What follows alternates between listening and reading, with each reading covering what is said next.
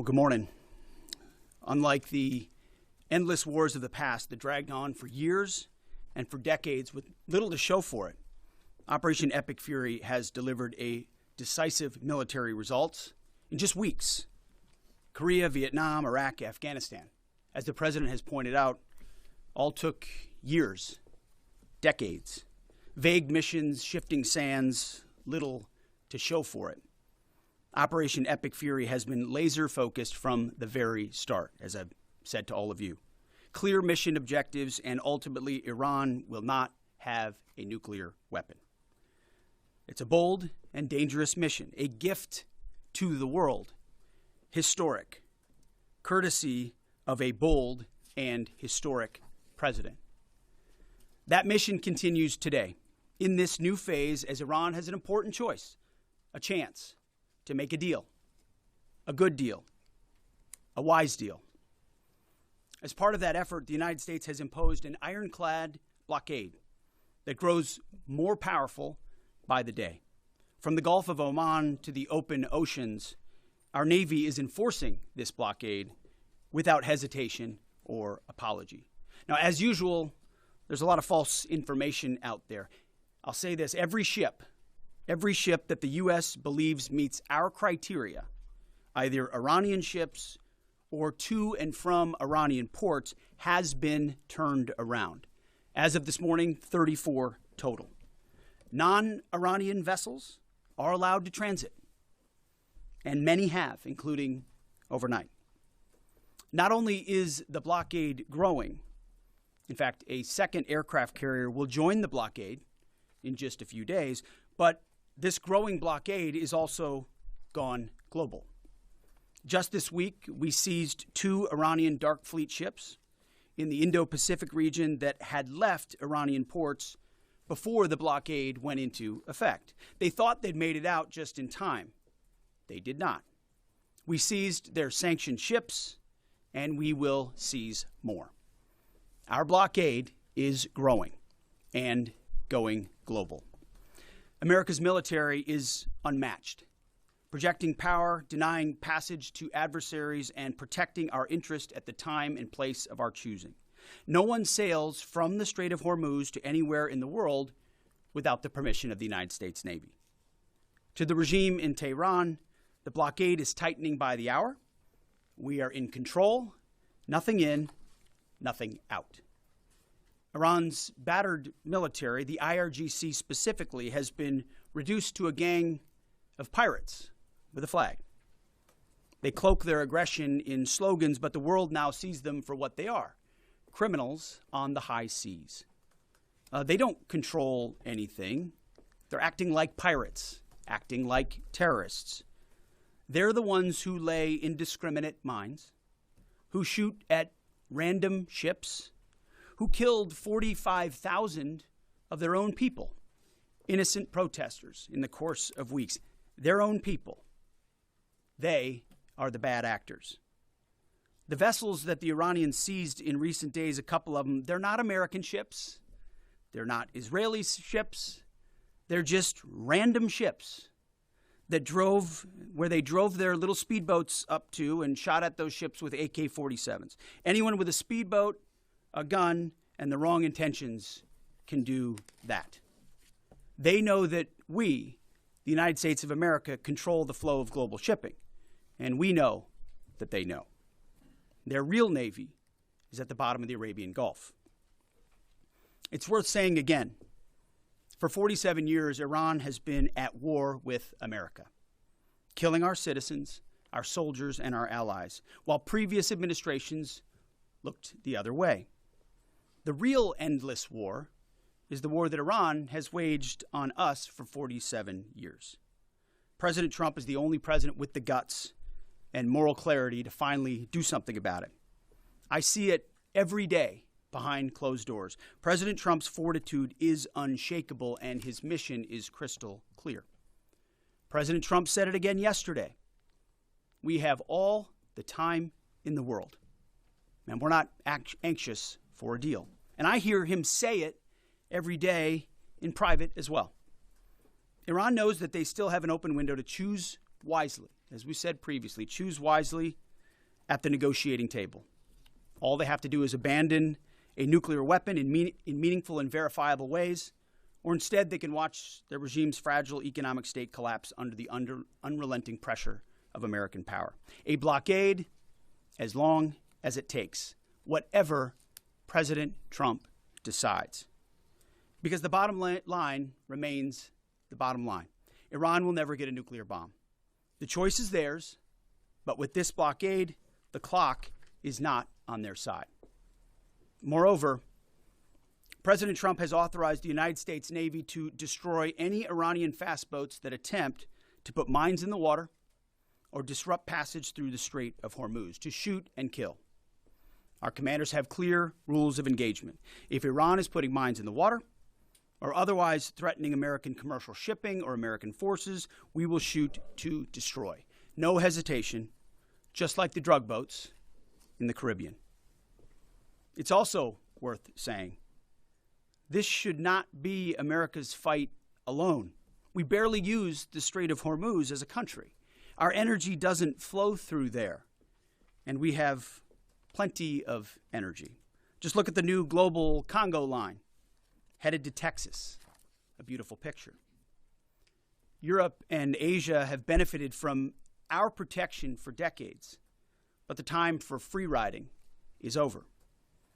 America and the free world deserve allies who are capable, who are loyal, and who understand that being an ally is not a one-way street. It's a two-way street. We are not counting on Europe, but they need the Strait of Hormuz much more than we do, and might want to start doing less talking and having less fancy conferences in Europe and get in a boat. This is much more their fight than ours. On this core mission, America's will is unshakable, our capabilities unmatched. Our blockade is only growing and going global. And as the president said, we have all the time in the world. Iran has a historic chance to make a serious deal, and the ball is in their court. Either way, the War Department stands ready for what comes next, locked and loaded. May God continue to bless our warriors each and every day and on each and every mission. Mr. Chairman, over to you. Thank you, Mr. Secretary, and good morning, everyone. Thanks for being here. Today marks 55 days since the President of the United States ordered major combat operations against Iran. Today and this morning, the Joint Force remains postured and prepared to recommence major combat operations on the order of the President. On April 8th, the President announced a ceasefire, and last week, at the President's direction and on order of the Secretary, U.S. CENTCOM began enforcing a blockade against all commercial vessels going into and out of Iran and their ports. Simultaneously, the U.S. military, in support of the U.S. Department of Justice, was ordered to conduct maritime interdiction operations against sanctioned and dark fleet vessels globally. This operation also began on April 8th, and what I'd like to do this morning is update all of you on those actions and activities. First, as I mentioned, U.S. Central Command continues to maintain a strict blockade on all the ports. We're enforcing the blockade across the board against any ship of any nationality that is transiting to or from an Iranian port or territory. We're closely tracking vessels of interest headed towards Iran and those moving away from Iran that were outside the blockade area when this blockade was ordered. And as everyone saw this past weekend, we're prepared and postured to intercept them. As of this morning, 34 ships have met the U.S. blockade and made the wise choice to turn around. One ship did not, and that ship was the motor vessel Tuska. Over several hours this past Sunday, April 19th, the U.S. conducted maritime interdiction operations against the Tuska, whose crew attempted to breach the blockade line. The Tuska is a large container ship, about 965 feet long, or about the same size as a United States Navy aircraft carrier, and over 100 feet wide. The operation began about 4 a.m. Eastern Standard Time when the United States Navy destroyer approached her. and the crew and the vessel ignored warnings. And I've described how the destroyer force is operating in the area prior.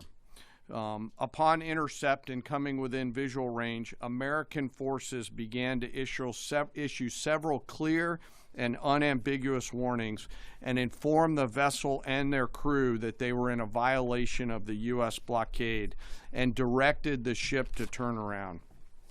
Over a 6-hour period, the vessel and her crew repeatedly ignored U.S. warnings. And then the U.S. Navy destroyer executed a series of pre-planned, carefully calibrated escalation options, including firing 5 warning shots. The vessel and her crew continued to ignore warnings. And after exhausting all other measures, CENTCOM authorized disabling fire against the Tuska. U.S. sailors warned the crew of the Tuska to abandon the engine room, and at approximately 9 a.m. Eastern Time, the destroyer disabled the Tuska's engine by firing 9 inert rounds from the destroyer's Mark 45 5-inch guns precisely into the engine room and engine space on board the Tuska. Not surprisingly, the vessel then reported issues with their engine, went dead in the water, and began to comply with U.S. directions and orders. At 4 p.m. Eastern Standard Time, CENTCOM ordered United States Marines to seize the ship. Via helicopters, U.S. Marines maneuvered quickly to the disabled ship, boarded her from fast ropes via helicopter infiltration methods, and took custody of the ship. The ship and her crew remain safe in U.S. custody today.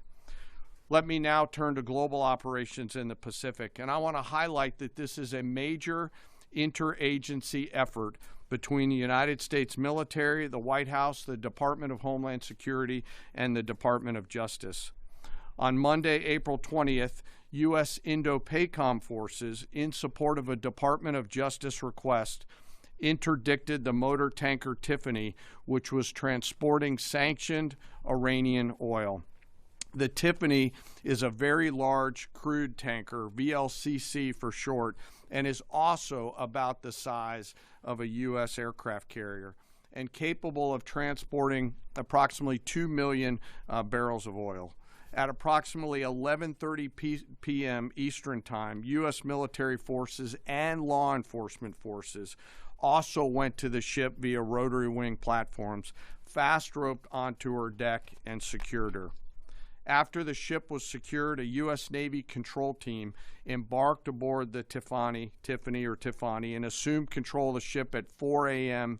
Eastern Time on April 21st. A Navy control team is comprised of sailors led by a boarding officer that assumes control of a seized ship in order to secure the crew, the cargo, and the vessel. And disposition of that first vessel is still pending. The next interdiction occurred on Wednesday, this past Wednesday, 22 April, when Indo-PACOM conducted yet another interdiction, again at the request of the U.S. Department of Justice. This time, the stateless motor tanker Majestic X, also known as the Ponix, also in the Indian Ocean. This is again a VLCC, or very large crude tanker.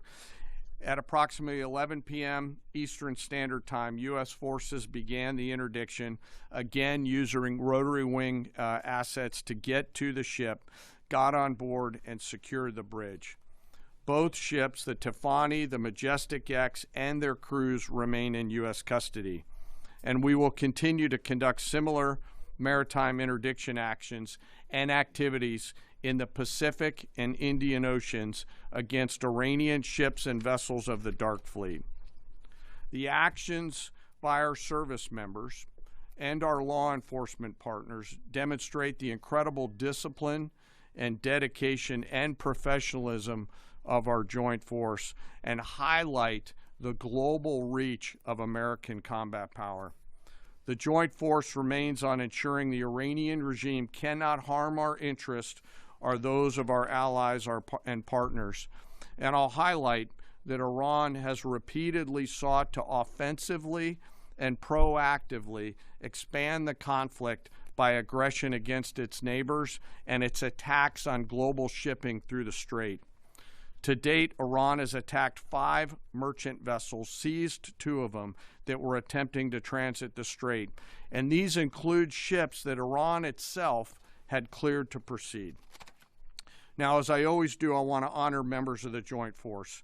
Today, I want to highlight and proudly describe the essential role of our intelligence enterprise and the role that they play in conducting our military operations. The totality of their work is the culmination of days, months, and in many cases, years of work by our uniformed and civilian intelligence professionals. We have been able to do the work that we are ordered to do because America's intelligence force, including our core collectors and analysts, have spent decades searching for every loose thread.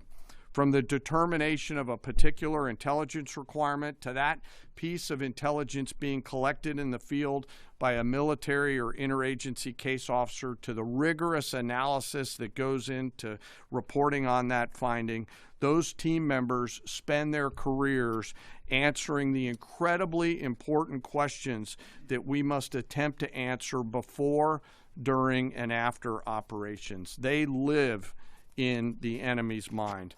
Normally located behind the green door or behind the vault door in dark, windowless rooms across the world, 24 hours a day, 7 days a week, 365 days a year, are world-class intel members from DIA, our service intelligence components, NSA, NGA, CIA, NRO, and in the case of the operations that I've just described, the Office of Naval Intelligence, all work tirelessly to sift through the mountains of collected information using tools, tactics, techniques, and procedures that I'm not going to discuss today.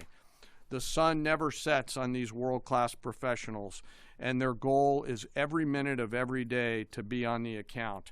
And they know the enemy. They know their combat capability, their weapons, their industrial and economic systems, and they know their leaders' pattern of life, where they go, what they think, and what they do. Thanks to their work, we know Iran, and it is an incredible work that they do. Again, none of our operations that we've conducted during my time in this job could have been done without the service of these intelligence professionals. And the distance from those core collectors and those analysts to those Patriot crews who are defending U.S. forces forward or the fighter pilots is incredibly small. Every single day, as their mottos say, they are committed to excellence in the defense of the nation and to securing the future, and they're doing the work of the nation. Before I close, as I do every time, I want to highlight and remember our fallen. Today, I want to highlight the 63 victims of the terrorist bombing of the U.S. Embassy in Beirut, which occurred 43 years ago, just a few days ago, on April 18th, 1983. At that time, this was the deadliest attack on a U.S. diplomatic mission, and this was the first attack conducted by Iranian-backed forces on Americans. The suicide bomber detonated a vehicle-borne improvised explosive device out in front of the embassy, killing 63 innocent people, including 32 Lebanese, 14 visitors, and 17 Americans. And among those lost, members of the Joint Force to include 3 Army soldiers and 1 United States Marine. We remember their names: Sergeant First Class Richard Twine, Staff Sergeant Ben Maxwell, Staff Sergeant Mark Salazar, and United States Marine Corporal Vincent McMaw. Today we remember them. We carry on their memory and the memory of all our fallen, and remain grateful for their sacrifice and that of their families who continue to show us what courage looks like. As we continue to press forward and maintain these operations, the Secretary, the Joint Chiefs of Staff, and I are deeply humbled by the spirit, tenacity, and commitment and grit of the 2.8 million members of our Joint Force. The Secretary and I thank every member of the Joint Force engaged in this operation, every warrior who remains deployed or who is supporting from here at home. Thank you to, and thank you to your families. Sir, I'll turn it back over to you. Thank you, Mr. Chairman. We'll take a few questions. Thank you. In your estimation, have there been increased or decreased instances of Iranian vessels either approaching or trying to breach the blockade the longer it is in effect? And another question about the mine threat. Has the mine threat been neutralized enough to facilitate freer flow in the straits? Well, to the second question, first of all, we are seeing vessels transiting. There are paths that are open.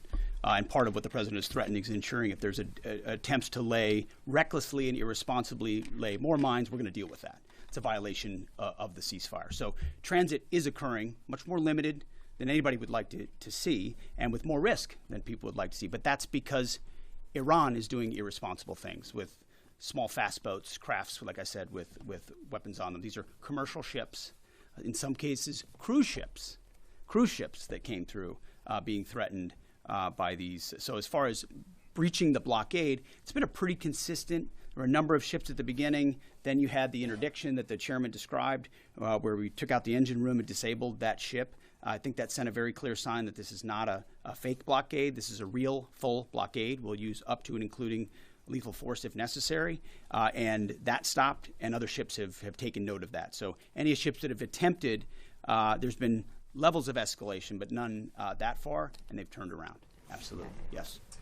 Good morning, Mr. Secretary, Mr. Chairman. David Zier, Real America's Voice. To follow up on Alexandra's question, how big are these mine-laying boats? Can they be achieved from fast boats? And I wanted to follow up my last week question about as jet fuel stocks in Europe reportedly are only about 6 weeks left.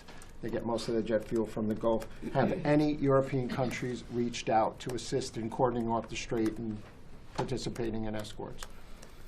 I know there's a lot of talks.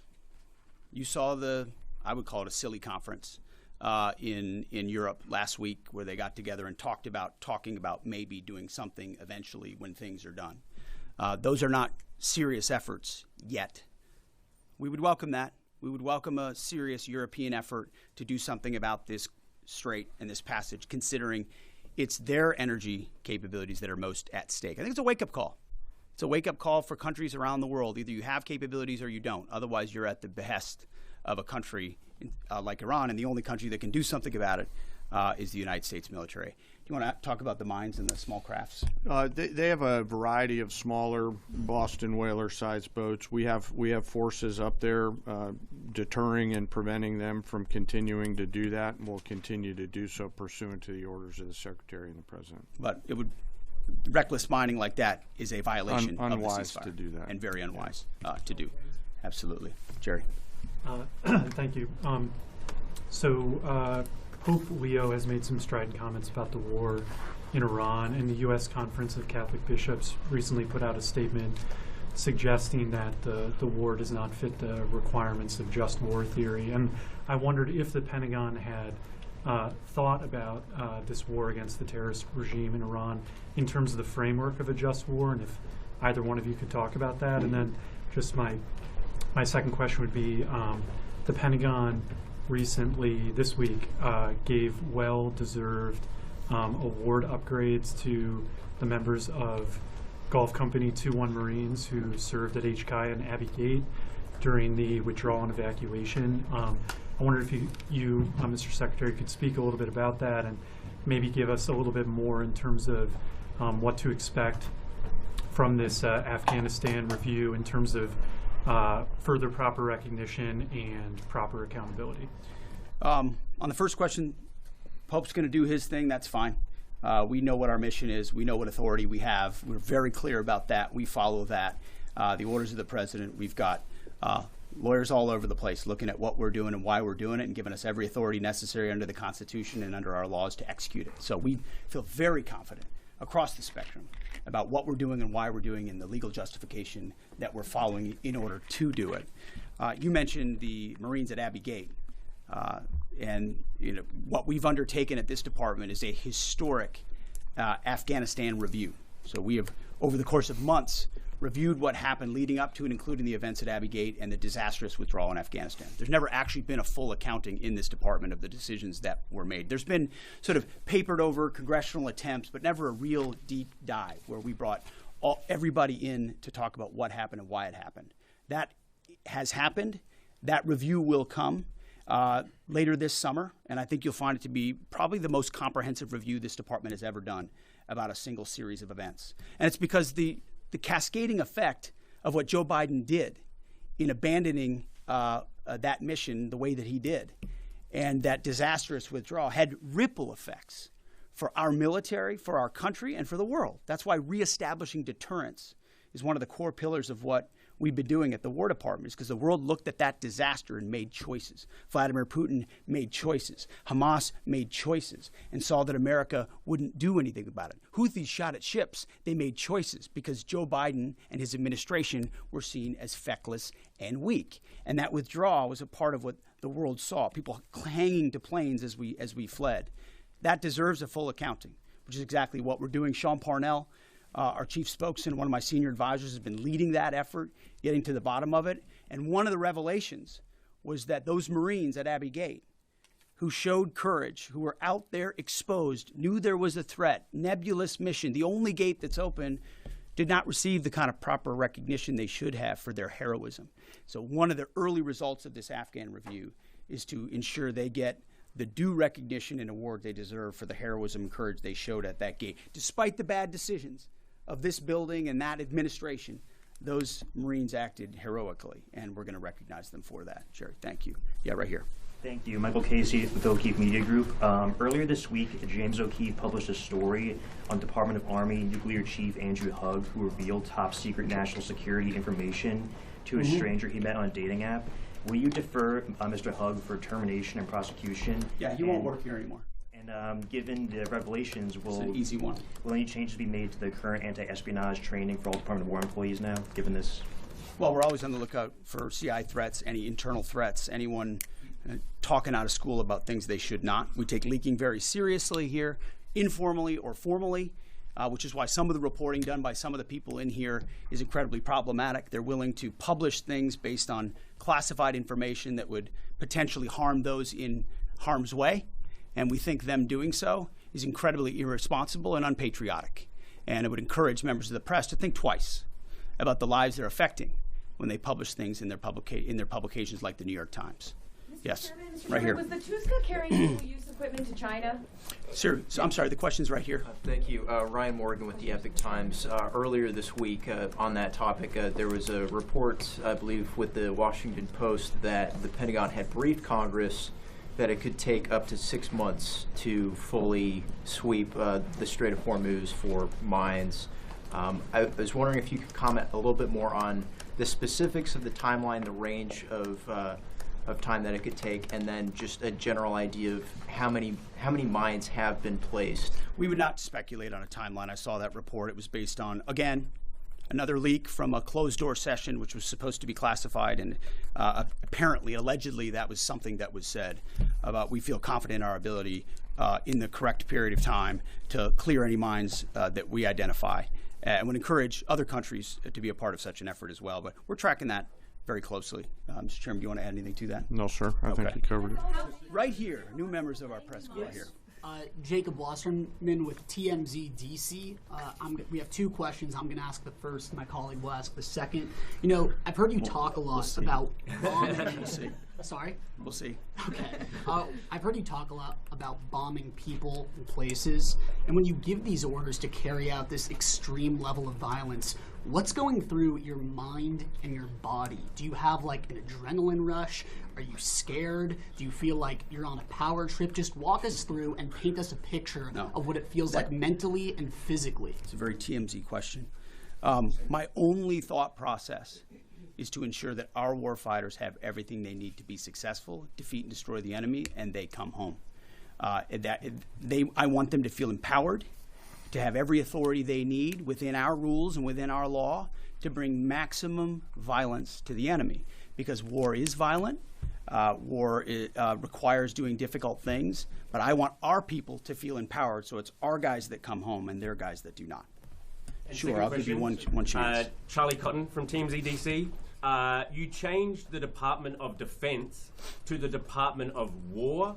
Would you consider changing the name again to the Department of Peace, since that's what we're all after?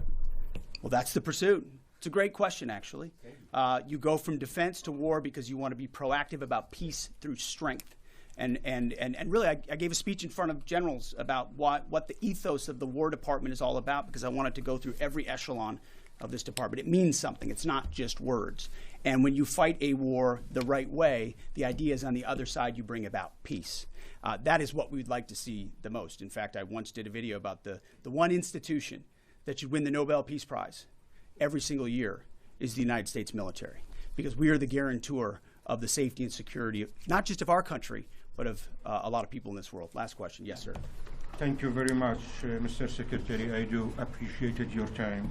Since February 28, 725 drones and missiles have hit the Kurdistan region as your loyal ally, killing 22 people and injuring 100 others. Even after the ceasefire, Mr. Secretary, 20 more attacks were carried out. My question is, does that ceasefire include Iraq and the Kurdistan region? And really, what is your clear policy toward proxies? Why I am asking this question, by President Masoud Barzani's statement, 5 times targeting his office, even targeting President of Kurdistan region residents in the Hague City.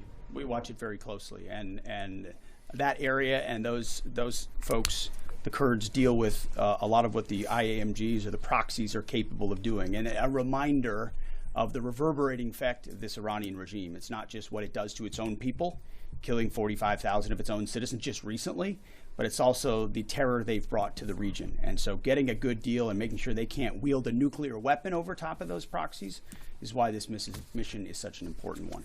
Thank you very much. Appreciate it. Thank you. Support journalism you trust. Support PBS News. Donate now, or even better, start a monthly contribution today.